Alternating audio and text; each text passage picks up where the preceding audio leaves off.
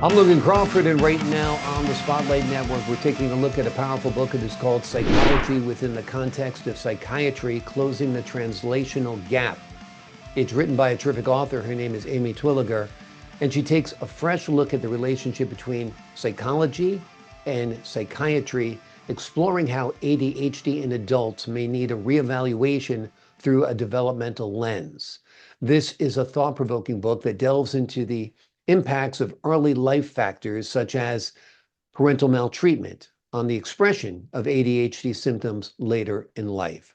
We're delighted to have this very talented author join us here today on Spotlight. We thank the team at Atticus Publishing for helping us put her in the spotlight today, and we ask viewers like you to support authors like her by subscribing to our channel and by purchasing her amazing book. The links are below this interview. Emmy, great to see you here today on Spotlight. Thanks for joining me.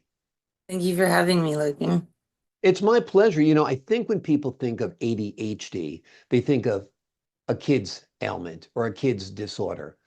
And it can be, and it often is, but it persists sometimes into adulthood. Talk to us a little bit about the manifestations of ADHD in adults and how it upends lives. Well, that's a loaded question. So basically, there's variables that are extraneous that people have not come to address. For instance, the fact that it's correlated so strongly with childhood is not the problem here, but the fact that it can develop in adulthood, which is where the rigid structure criteria paradigm kind of falls apart. So basically, they need to somebody needs to start recognizing childhood abuse as a very salient factor in predisposing, for instance, anxiety, hypervigilance when a child grows up in fear, for instance, and constantly looks over their shoulder and they're scared. And sure, they can have resilience in adolescent years when they have peer relationships, but that first set of close, intimate relationships with the primary caregiver really suscepts them to, if not resolved by the later early adulthood year critical phase of development, or the next set of close intimate relationships are formed, 20 to 22 years old is about the average. And if they don't have that resolved in the back of their mind by that time, it can be very detrimental to the attentional network in their brain, because they're going to be more, their attention will spiral out of control towards the internal distress that they experienced inside, rather than the salient cues in the environmental context, the social environmental context by which they learn. And that is a significant difference between the normative groups as shown by the ADH groups and adult populations. But the problem that I see here is a need for revision, because I feel very passionately about this subject. I spent years writing this book. It's a research compilation. I pieced all the, I tied everything together like a web. And I saw, okay, what are they missing here? Because 10 years ago, ADHD was very not well understood. And today, they keep saying the etiology, the causational factors that need to be further researched. But if you think about it from a translational developmental psychobiology perspective, the developmental aspect lies very deep in the childhood experiences. So yes, they have it right with adult diagnosis of ADHD to this day. They relate it to trauma. They relate it to neurobiological, like fMRI scans, so you can tangibly see that evidence. And I mean, they link it to attachment relationships in the early caregiver dyad. The thing that they're missing, though, just to put it out there, is childhood abuse. That child that grows up in fear is going to have that fear response. And if it does not get resolved by that critical phase of development in young adulthood years, and they get heartbroken, for instance, their sense of trust and safety in that relationship gets compromised again. And it actually is worse that time around, boy, their attention spirals out of control. And then the brain maturational processes like crystallize in the dendritic connections in the brain, specifically for self-regulation of emotion processing. And that's very sad to say, because these these adults, young adults, old adults that display these expressions are rarely diagnosed to begin with. And so they seek out the help that they need. And the diagnosis is very rigidly confined, saying that it has to be present in childhood in order for the diagnosis in adulthood. But that's not true, because it can be precursed, if you will, predisposed by anxiety as a comorbid trait. And the DSM actually currently states that anxiety disorders must not be related. And that's simply not true, because that can be a catalyst and a precursor variable. So my main point with this writing this book is to raise awareness that there's one thing that's probably overlooked, and they say it's hard to measure. So it is very hard to measure, because in childhood the parents are in control and everything. But what about the young adulthood population? Those people that suffer every day. It's hard for them to concentrate. It's hard for them to find jobs, and they do seek out the treatment that they need, but they can't get it because they go to a psychologist who asked refer to a psychiatrist. And so my book says closing the translational gap.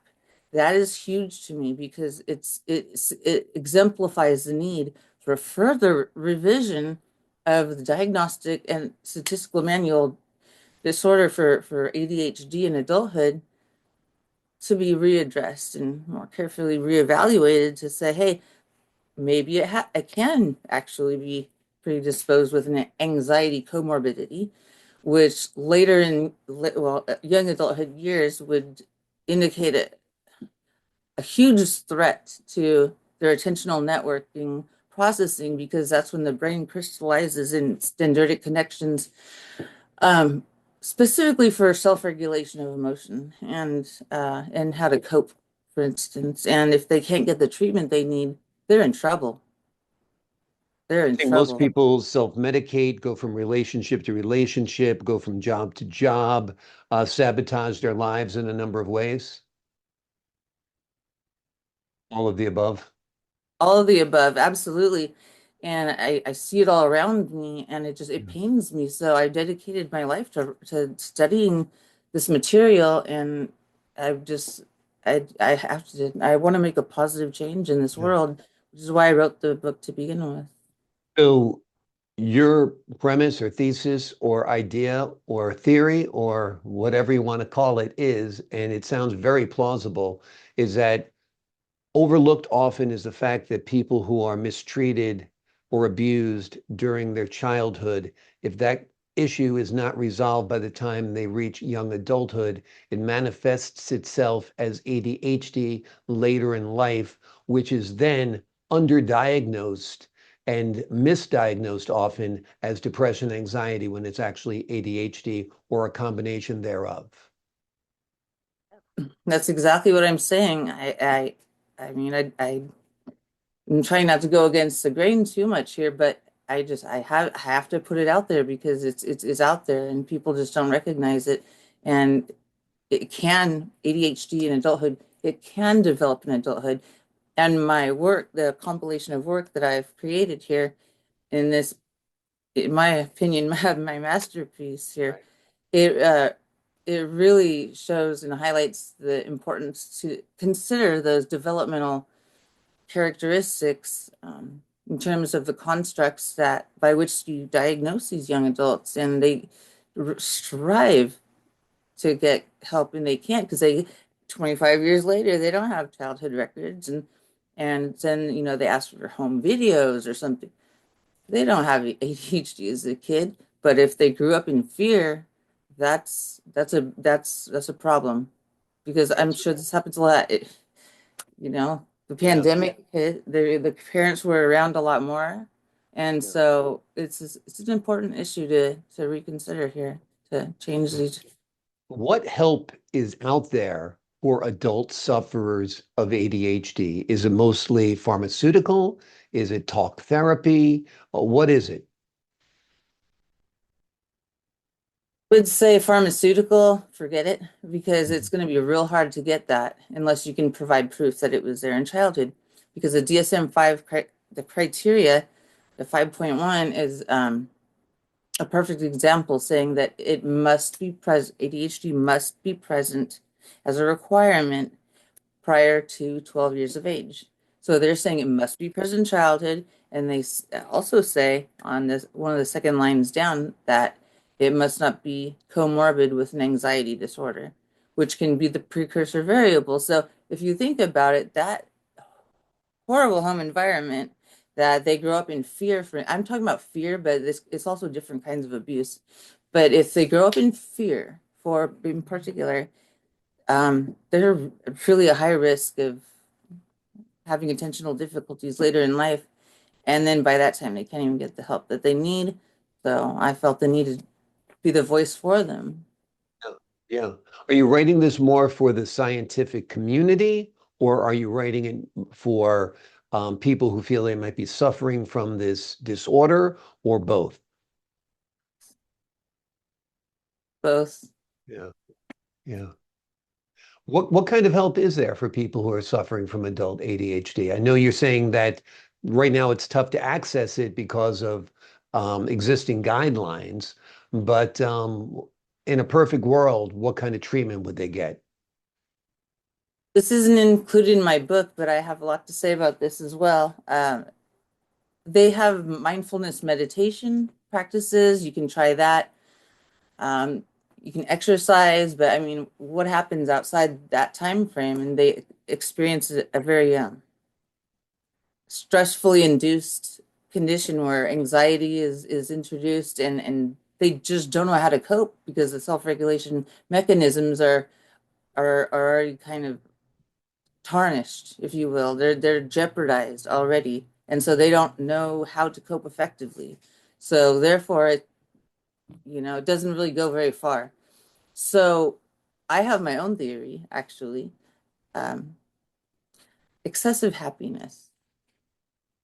That's going to be Be a my cure? next. So try to be I as happy as possible, put yourself in around happy people, put yourself in happy experiences, laugh and smile and enjoy life as much as possible. Absolutely, because the happier you are, the more content you are with life, and your emotional baseline settles down to normal. Because what you're really dealing with here is with anxiety and depression, like you say, is a high and low from the baseline of emotional feeling, really, and that's anxiety is, well, it's worrying about fears in the future that usually never even come. But Exactly. it's Exactly. It's just, hard to get those people to be happy. I know some people like that, and they're always like very upset and sad and thinking about what's next and what dark outcome might happen and every possibility and probability. And it's hard to snap them out of that and say, hey, be in the moment. We're having dinner. Kick back, yeah. relax. And maybe a glass of wine will do it. But then again, you're turning to alcohol to elevate your mood. And that's not a healthy thing either.